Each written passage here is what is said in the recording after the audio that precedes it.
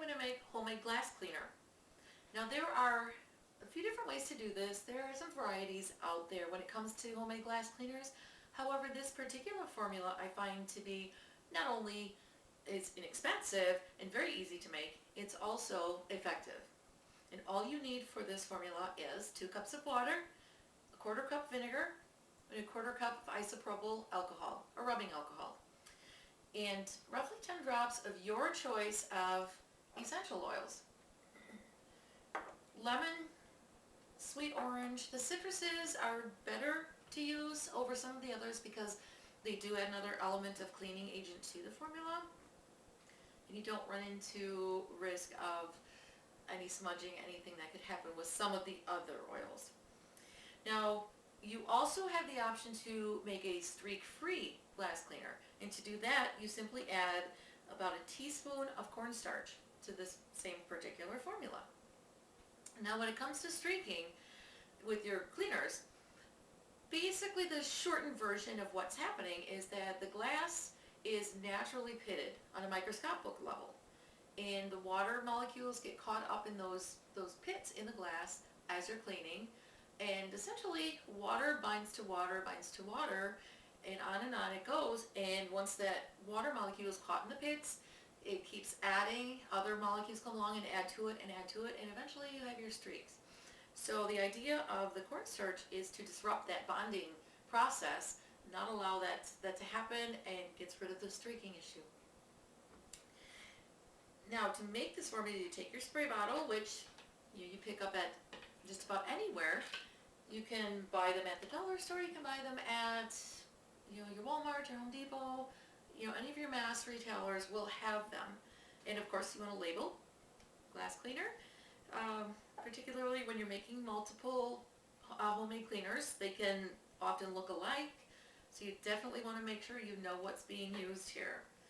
And I do, as you see, use the large bright colored labels, so you can actually color coordinate them. I do that. I have certain categories are orange, certain categories are yellows, so and on it goes. So you can do that as well. But you definitely want to use your funnel, avoid spilling. Now I do use the cornstarch because I like the streak-free version. So instead of fighting to get your teaspoon of cornstarch in the spray bottle after the fact, I simply add it to the water and pour it right down the funnel.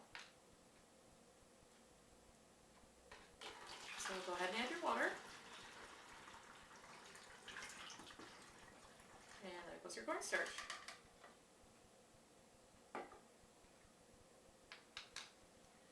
You want to add your vinegar, 1/4 cup. Now when recipes call for vinegar, they are talking about your standard white vinegar. There are varieties of vinegar out there, as you know, and there are different molecular structures. There's different aspects to them, and some of them are infused with different items. For example, I've talked about the cider vinegar being infused with juice sometimes, and that makes a problem for cleaning when you're cleaning with juice. So use your standard white vinegar.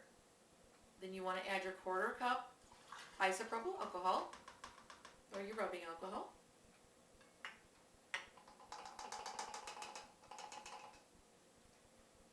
So we've got the water, the vinegar, and the alcohol in the spray bottle already. I'm going to do sweet orange for my essential oil.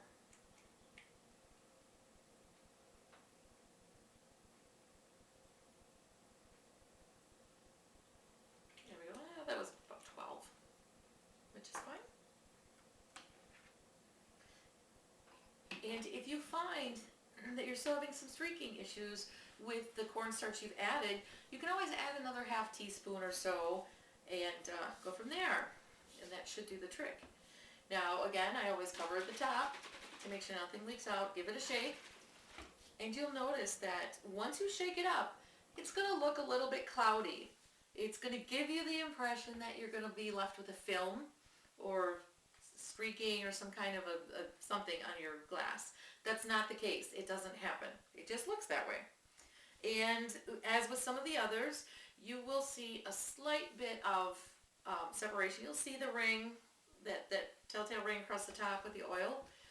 And if you choose to use some kind of an emulsifier, or you would like to keep those connected a little better, I will put the link down below this video as well, and that you can pop over to the emulsifier discussion and kind of learn a little bit about that and decide whether or not you might want to incorporate that into your formula.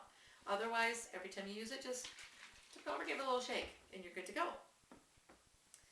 Now I want you to take a look at this glass. It's actually a picture frame. I took it out of the picture frame. It's nice and gross. I have put food on it, and I actually squished wet toothpaste out of a toothbrush because I think we all know somebody who tends to get toothpaste all over the mirror in the bathroom. So I used that as an example. And we're going to clean half this glass. Simply spray it as you would any other cleaner. Wipe it down like you would anything else. Oh, I did get the back dirty too. Boy, I really got that pretty dirty. And this is obviously not going to be your typical mirror. This is about as gross as it's going to get. There you can see that's working away at, you're working away at that grossness on the mirror, and it takes care of the streaks. Very good. Well, we hope you give this one a try and decide that you like it. You guys have a great afternoon, and we'll see you again next time.